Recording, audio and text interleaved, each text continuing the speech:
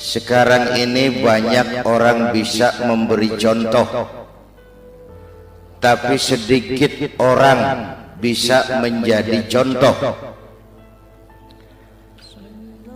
Ngasih contoh mah gampang, jadi contoh susah. Karena beliau manusia. Laqad ja'akum rasulun min anfusikum. Kalau kambing disuruh nyontoh ayam, yang nyuruh nyontoh kagak punya pikiran. Ya, kagak level. Kambing mah nyontohnya kambing, kebo nyontohnya orang, nyontohnya orang. Makanya Nabi kita orang. Bukan malaikat, bukan jin, bukan dewa, manusia. Kalau manusia disuruh nyontoh manusia, itu perintah masuk akal, predispositionnya sama. Kalau disuruh nyontoh malaikat, mah ribet kan? Malaikat bagaimana nyontohnya? Dia mah tidur kagak, makan kagak, sama duit budak, sama perempuan kagak open, lah susah nyontohnya. Ya. Superman tuh biar hebat nggak bisa dicontoh Superman. Bagaimana terbangnya? Lagian pakai celana dalam di luar, nggak bisa dicontoh Superman mah. Nabi kita manusia utuh, cuman sungguh pun manusia kualitasnya beda. Ini namanya basyarun la kal basyari. Manusia memang, tapi jangan samain, bobot bibitnya beda. Contoh, kita nih manusia, kita tidur. Nabi kita manusia, beliau tidur. Tidur Nabi, tidur mata doang, hatinya nggak pernah tidur. Tuh bedanya sama kita tuh. Tidur kita keblek, asal tidur habis-habisan. Lagi kita manusia, kita keringetan. Nabi kita manusia, keringetan. Keringet Nabi harum wangi, bau minyak kasturi. Zaman belum ada parfum. Keringet kita udah rasain aja masing-masing dah. Jangan pakai dekebet udah.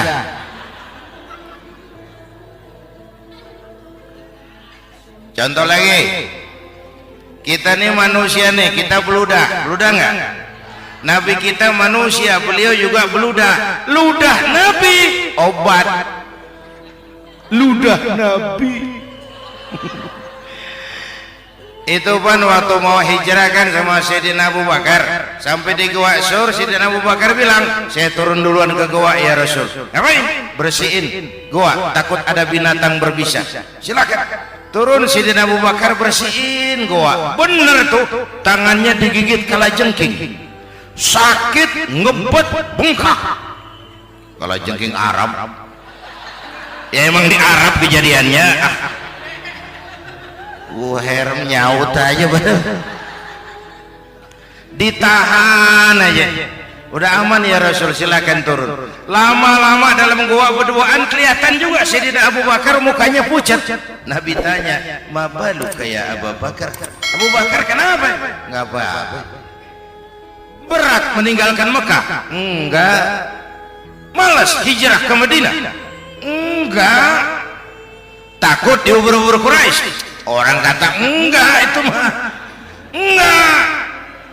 Lah, kenapa muka kamu pucat? Tangan digigit kalajengking. Ngapa nggak ngomong dari tadi? Saya nggak mau nyusahin Tuhan ya Rasul. Biar saya tahan, asal jangan nyusahin Tuhan. Jangan begitu kau. Sini tanganmu, diambil sama baginda Nabi. Bismillahirrahmanirrahim. Cuh, diludahin. Ringkes sembuh saat itu juga. Ludah Nabi. Pengen tahu kita yang ludahin? Bengkak campur koreng.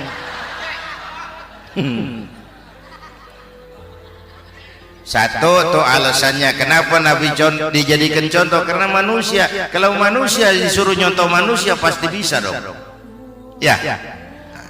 Yang kedua, Karena tadi kata Bang Haji Omar, pribadinya itu pribadi yang multidimensi. Mau nyontoh apa?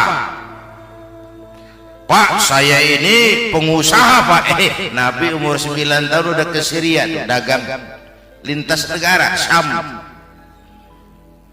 Saya jenderal Pak, Nabi mimpin tentara di medan perang Mas. Saya mau balik Pak, Nabi dakwah Bung. Saya guru Pak, Nabi ngajar Mas. Innama bu'istu mu'alliman, aku diutus sebagai guru, guru umat, guru bangsa. Saya politisi Pak, Nabi diplomat ulung Bung. Saya presiden Pak, Nabi mimpin bangsa dan negara Mas. Saya kepala rumah tangga Pak, Nabi punya anak bini Bang. Ayo lempengan mana dulu cari ngomong. Malah Nabi Isa tuh nggak bisa jadi contoh bagaimana membina rumah tangga bahagia. Bagaimana membina rumah tangga bahagia menurut contoh Nabi Isa? Nggak ada Mas. Kenapa? Nabi Isa belum sempat kawin. Ya, Nabi Isa belum sempat kawin.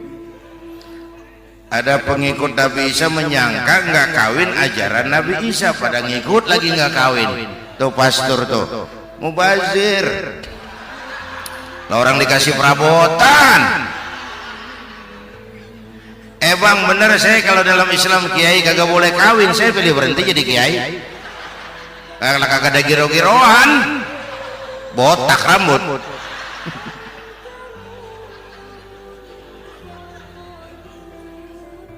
Makanya Bang Haji Omar cerita poligami saya girang banget tadi. Bukan yang ngomong ahlinya soalnya.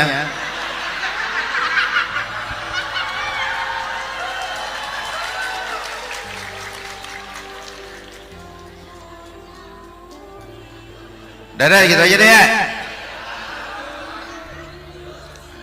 Nah, kata Imam Busair ini yang dahsyat.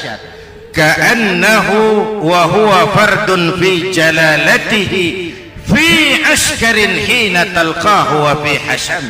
Sepertinya kehebatan Rasulullah itu sama, baik sendiri maupun di tengah tentara. Artinya begini, orang hebat banyak, tapi yang hebat di mana-mana susah nyarinya.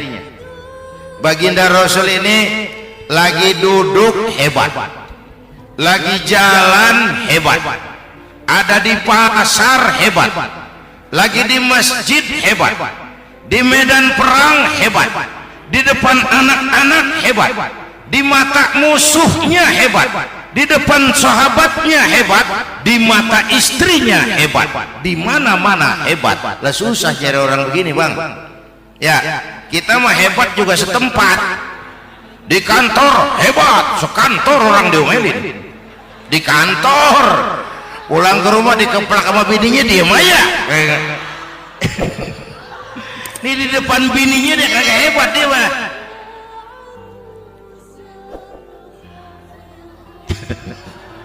Oke, lalu kalau begitu soalnya apa yang mau kita contoh? Saya sampaikan 3 aja. Pertama, Nabi kita ini tokoh yang sejak kecil udah ditempa kesusahan. Bu, tadi kata Bang Haji, Islam mengangkat derajat kaum perempuan karena perempuan banyak melahirkan orang besar. Lihat Sayyidah Aminah, ibunda baginda Nabi, melahirkan anak pertama tanpa didampingi suami. Meninggal suaminya, sedih hatinya, remuk perasaannya, tapi tegar jiwanya. Dilahirkannya bayi bernama Muhammad, diasuhnya penuh kasih sayang, diantarnya menjadi orang besar dan memang dibesarkan oleh Allah. Itu contoh tuh Bu. Bilangin anak-anak tong, bocah Nabi ngangon kambing tong, sekolah tong, jadi orang gede. Baba lu tibang tamat SD, lu sarjana lu. Baba lu cuman jadi RT, lu jadi camat lu. Biarin malu baba lu pala jadi kaki, kaki jadi pala, asal lu terus sekolah. Bu, anak sekolahin, gelang doang digedein lu. Nih kan kita Betawi no, pendidikan ngentengin banget kota. Udah dong, jangan tinggi-tinggi sekolah udah. Ngapa mak? Baba lu kagak sekolah hidup no. Hidup dong, pun jamu monyet juga hidup. Bu, anak sekolahin.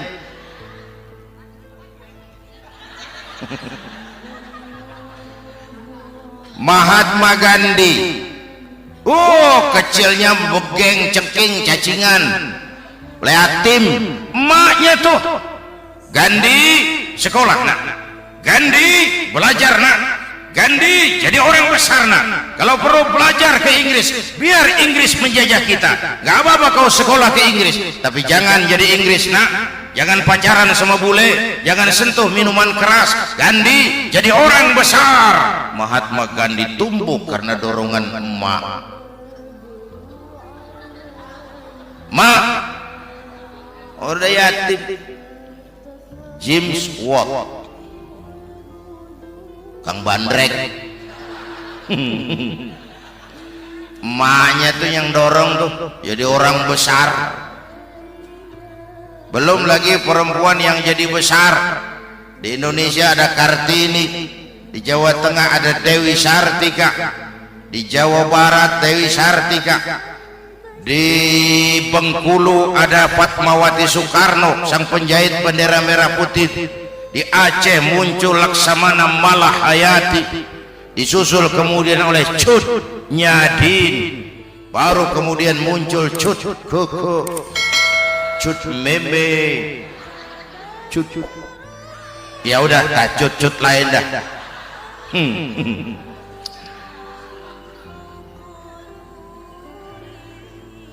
Nabi ke remajanya nggak dikolokin, tegar, tahan bantingan, nggak cengeng. Begini bang, kalau bahasa kita nih, bahasa Betawi nih, orang mah bang kalau udah biasa susah, ketemu susah, nggak kaget udah. Ya, kita Betawi kan masuk udah nukangin, susah mulu. Saya santri nih, biasa makan kangkung, datang ke rumah temen dikasih kangkung, makanan gue ini mah dikasih daging ayam lah nambah, emang apa? Orang mah kalau biasa susah enak, nggak kagetan. Saya santri biasa tidur di masjid, disuruh nginep di hotel, lah pules nggak? Tapi yang biasa tidur di hotel, suruh nginep di masjid, encok. Makanya kemarin tuh waktu menteri-menteri baru dilantik tuh saya ngarepin tuh, mudah-mudahan nih menteri ini begitu dilantik bacaannya nawaitu sauma ghadin. Lu pada niat puasa dulu dah, entaran. Puasa kan bukan kagak boleh, nunda doang, nunda puasa mah. Tempe boleh maghrib, tahu boleh maghrib, air kelapa boleh maghrib. Lu menteri pada mau naik mobil mewah boleh, ntar kalau ekonomi udah mendingan, rakyat udah pada legaan napasnya. Ya sebab apa? Itu duit buat mobil para menteri kan duit negara. Duit negara kan duit rakyat. Duit rakyat kan duit gue juga, itu ada di situ. Gue bayar pajak. Sayangnya kebanyakan pejabat kita asal dilantik aja bacaannya Allahumma lakasumtu, niat buka puasa. Orang buka puasa kan kemaruk, apa jadi gares? Ya. Bu, jadi benar Islam mengangkat harkat, derajat, martabat kaum perempuan. Kata Bang Haji Umar tadi, dengar nggak tuh? Waktu Nabi ditanya, ya Rasul, siapa yang paling harus saya taati di dunia? Ibumu. Setelah itu, ibumu. Setelah itu, ibumu. Setelah itu, bapakmu. Ibu 3 kali disebut, bapak. Coba pikirin, ibu 3, bapak 1 bapak. Ini bagaimana ngitungnya, jadi kerok begini nih ngitung nih.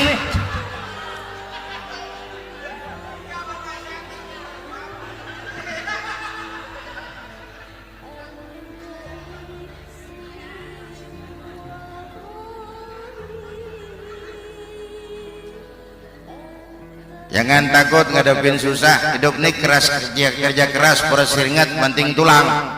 Ya Bu. Satu. Yang kedua, contoh dari Nabi. Orang yang paling bersih hatinya Rasulullah. Orang yang paling baik akhlaknya Rasulullah. Orang yang bahkan sudah dapat jaminan ampun dari segala dosa Rasulullah. Tapi orang yang kalau sholat malam sampai bengkak kakinya karena rajin sujud Rasulullah. Aspek ibadah. Apaan? Diam-diam giliran gue ini ngomong.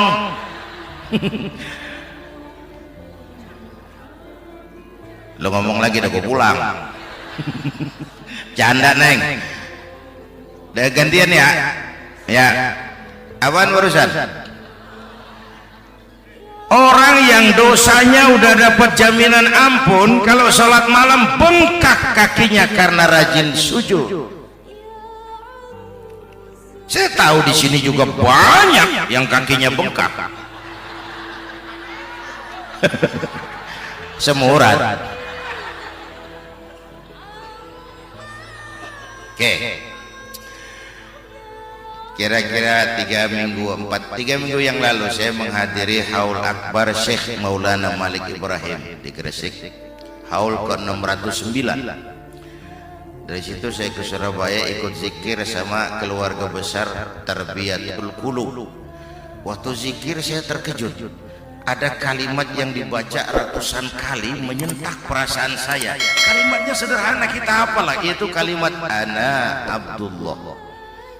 Dibaca ratusan kali, ana Abdullah, ana Abdullah, ana Abdullah, ana Abdullah. Buat saya itu menyentak karena memperteguh komitmen saya hamba Allah, saya hamba Allah. Itu mah Pak Zainuddin kan biasa, itu mah kita semua juga hamba Allah. Betul. Ayo kita bikin luar biasa. Saya mau tanya, Bapak ibu hamba Allah apa bukan? 3 orang. Ibu hamba Allah apa bukan? Hamba Allah. Kata siapa? Nah, kata ibu sendiri. Kalau kata sendiri pan namanya pan ngaku. Ya. Orang ngaku mah boleh dong, tiba ngaku. Namanya juga ngaku. Cuman diakuin apa enggak kita pan belum tahu. Ngaku mah murah, diakuin mahal. Ya. Yang gampang dah. Ibu kenal sama Presiden SBY? Kenal. Presiden SBY kenal sama ibu? Lo ngaku lo. Ngaku.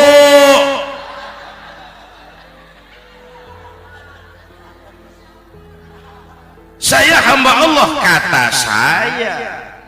Berapa banyak orang mulutnya hamba Allah, perbuatannya menyatakan dia hamba dunia, hamba harta, hamba jabatan, hamba setan, budak nafsu. Nggak sesuai ucapan sama perbuatan. Yuk jadi hamba Allah yang beneran. Jangan separuh-separuh, kita mapan asal sakit mah hamba Allah. Ya Allah, ya Allah, lagi sakit, sehat ya dikit, keder, nyari masjid nggak ketemu.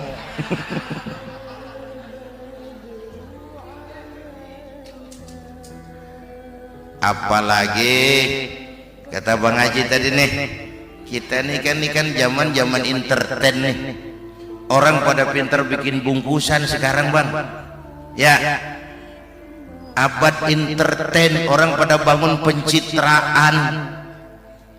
Tadi itu kiai sama dukun tipis bedanya. Dukun pada pasang iklan sekarang, ketik rek. Waduh, sampean lahir hari Selasa, nggak cocok di air. Ono di hutan ono. Larung udah dagang es jadi berhenti. Nggak cocok di air.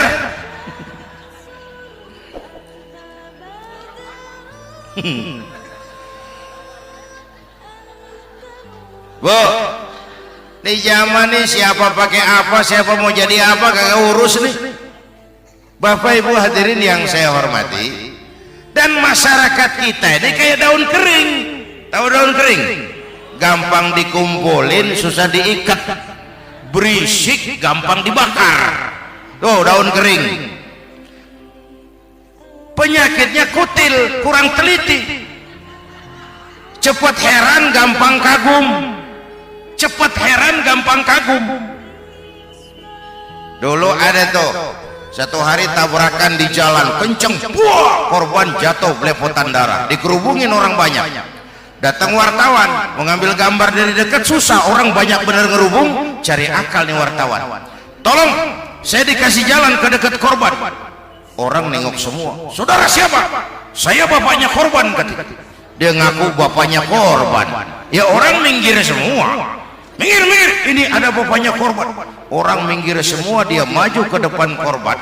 Sampai di depan korban, pucat mukanya tuh wartawan. Kenapa? Yang ketabrak anak monyet.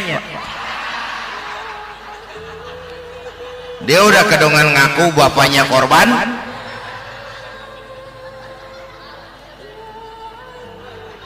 Bu, ini cerita pendek tapi pesannya lumayan nih. Kalau belum kenal bener mah jangan buru-buru ngakuin, ya. Dia kagak tahu yang ketabrak siapa, main ngakuin aja. Saya bapaknya korban. Lu makan lu jadi bapak monyet, bener. Makanya jagain kampung kita nih, jangan kemasukan yang aneh-aneh, ya. Nabi palsu, aliran aneh, ya ini bid'ah, itu bid'ah kuno yang nggak begitu, capek kita ngurusin begitu, udah kelewatan, ya. Yang tahlil terusin, yang kagak suka nggak apa-apa, cuman jangan ngomelin yang tahlil. Orang tahlil juga pakai dalil. Yang mabuk masih banyak, yang tahlil diomelin. Kita nih kayak kurang kerjaan, akhirnya rame turu-turu kita. Padahal yang harus kita kembangkan kan rukun antar umat seagama, rukun antar umat beragama, rukun antar umat beragama dengan pemerintah, kata Bang Haji Omar tadi. Rukun antar umat seagama, turu-turu kita muslim nih kudu rukun. Beda pendapat boleh, marahan jangan, ya. Ya, tangan kanan sama tangan kiri juga beda, cuman rukun. Asal kiri gatal nih, kanan kagak diundang nih, dia datang aja nggak rukin. Nggak ada kiri gatal kanan ngomel, lu garuk aja sendiri. Nggak deh mah. Akur, ya Bu.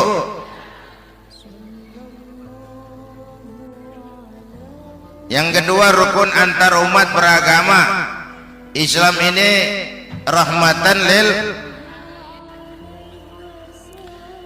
Yang ketiga rukun antar umat beragama dengan pemerintah. Ini mah kita kan bermasyarakat sama juga sembahyang berjamaah, ada imam ada makmum, ya.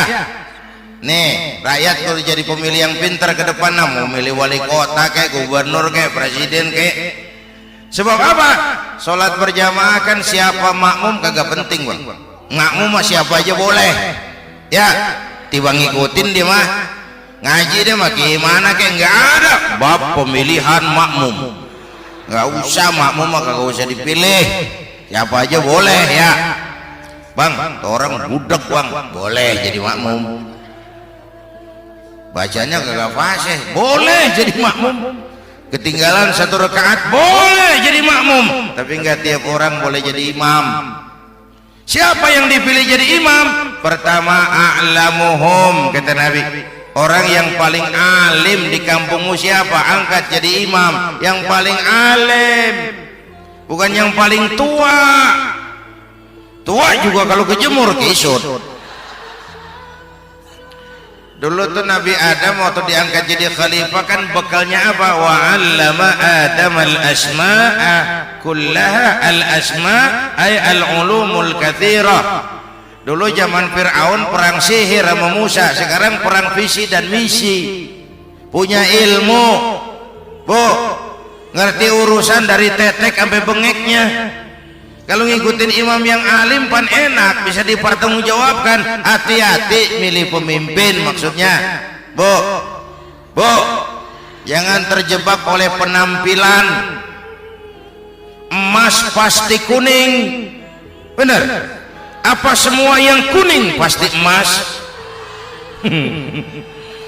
Udah paham dah. Ustadz, kenapa? Di kampung saya ada 2 orang alimnya sama. Yang mana yang jadi imam? Afsahuhum, yang lebih fasih lidahnya. Yang satu alim pelok, yang satu alim kagak pelok. Nah, yang kagak pelok suruh jadi imam. Kenapa? Nggak sah orang fasih bermakmum kepada imam pelok. Ustadz, imam pelok, makmum pelok semua. Sah. Namanya kampung pelok, biarin, susah diurusin udah itu. Apa sih artinya fasih? Yang enak deh, nyambung. Pegel kalau punya pemimpin kagak nyambung sama rakyat. Ya, rakyat mau yang ngidul deh ngalor, rakyat mau yang ngulon deh ngetan. Lah kan capek rakyat, kagak nyambung. Makanya kalau jadi imam pesan Nabi, idza amma ahadukumun nas falyukhaffif. Kalau kamu jadi imam, ringankan sholat kamu. Itu makmum nggak sama kekuatannya. Jangan panjang-panjang kalau jadi imam, kudu tahu keadaan makmum. Tuh makmum ada yang udah tua rentak, diri aja udah gemeter. Ada yang punya darah tinggi, kalau sujud kelamaan palanya ngebet. Ada yang udah janji tuh makmum habis sembahyang mau terima duit. Kalau imam kelamaan, kalau saudara makmum. Ya, nyambung. Jangan udah diangkat jadi imam saenake dhewe. Salat isya berjamaah, rakaat pertama selesai Fatihah Yasin. Makmum ikut mengikut, cuman bari ngancem. Besok gua tawiatin balik lagi udah. Kagak nyambung. Kalau nggak nyambung tuh capek, Bu. Jangan tersenyum kepada orang buta, jangan berbisik kepada orang tuli. Kagak nyambung. Orang buta diajak senyum. Bagus sih maksudnya, cuman kan rada mubazir.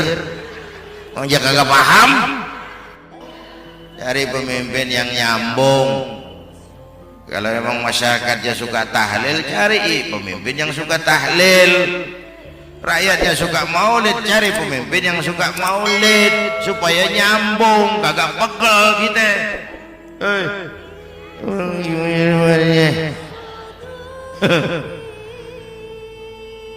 Bapak Ibu hadirin, saya balik urusan kita. Nyontoh Nabi ibadahnya luar biasa. Bu, kita ini perlu Allah. Kita ini perlu Allah. Semua kita perantau di bumi Allah ini. Perantau pasti pulang.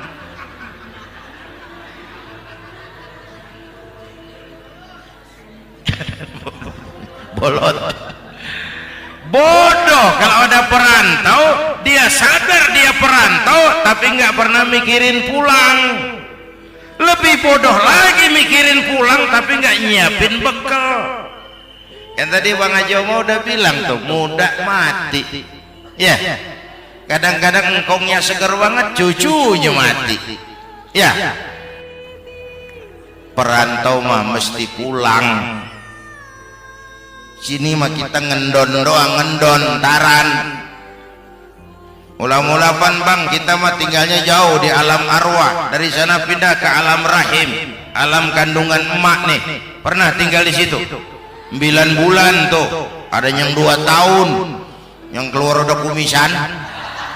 Kelamaan ngetemnya itu.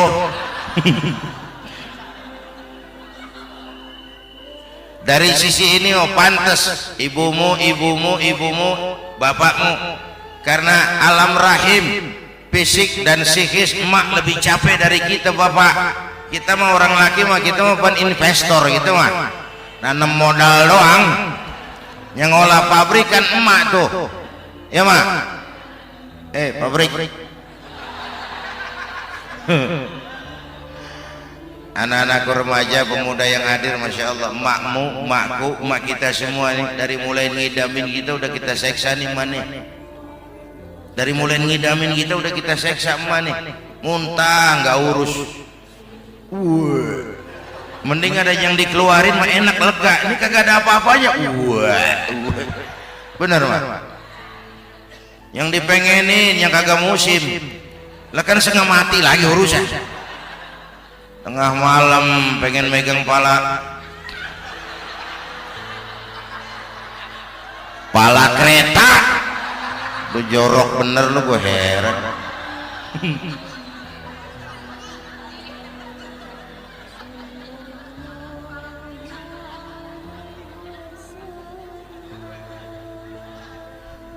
Bapak Ibu hadirin, yang ketiga terakhir, contoh dari baginda Nabi, modal utama perjuangannya adalah akhlak.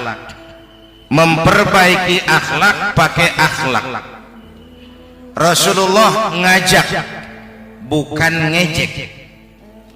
Rasulullah merangkul, bukan mukul. Rasulullah pakai argumen, bukan pakai sentimen. Tujuannya adalah kebenaran, bukan menang-menangan.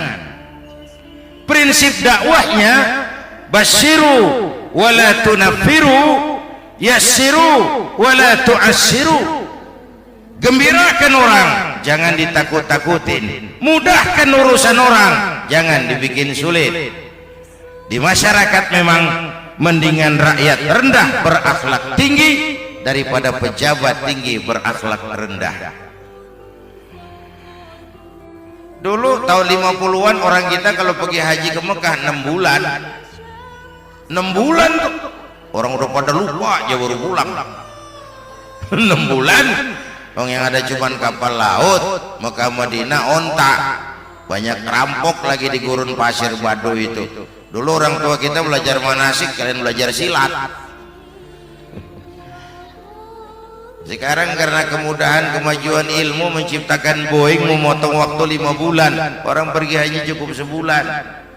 Bapak Ibu hadirin yang saya hormati, oleh karena itu menjaga nilai-nilai akhlak itu penting. Kepada siapa kita harus berakhlak? Pertama kita harus berakhlak kepada Allah. Bagaimana caranya? Jangan menyekutukannya dengan sesuatu pun. Yang kedua jangan menyembah kecuali hanya kepadanya. Yang kedua kita harus berakhlak kepada sesama tadi itu. Yang ketiga kepada lingkungan. Saya dulu masih zaman ada almarhum kakek saya, engkong. Kampung saya banjir, air masuk ke rumah. Saya teriak, "Kong, banjir, Kong." Engkong saya ketawa, "Biarin, bukan salah air, habis salah lu." Salah kita bagaimana, Kong? Nah, lu tempat air lu tempatin. Yang punya tempat datang ya kagak ngerti, ini tempat gua ini di sini nggak pada lu, lah banjir. Engkong saya nggak makan bangku sekolahan, tapi wise. Air kan bukan musuh, air kan temen kan kudu punya tempat. Lalu kagak punya tempat, pantas kemana dengan ayam? Banjir. Ya. Dulu saya remaja ngaji babul istinja, Kiai ngajar makruh buang air kecil di tanah berlubang. Saya tanya, kenapa makruh, Kiai? Pertama, untuk alasan kesehatan. Siapa tahu di lubang yang kamu kencingi ada gas beracun. Kalau tidak, Kiai, kalau tidak maka artinya melindungi binatang yang ada di dalam lubang. Siapa tahu di lubang yang kamu kencingin ada semut. Sedang rapat membahas laporan Susno 2Ji, apa dosanya lalu mati dikencingin? Ini namanya rahmatan li semut. Saya mau bilang alam sekarang tidak seramah dulu karena kita juga nggak ramah sama alam. Bapak Ibu hadirin yang saya hormati, padahal watak Islam rahmatan lil alamin. Inilah barangkali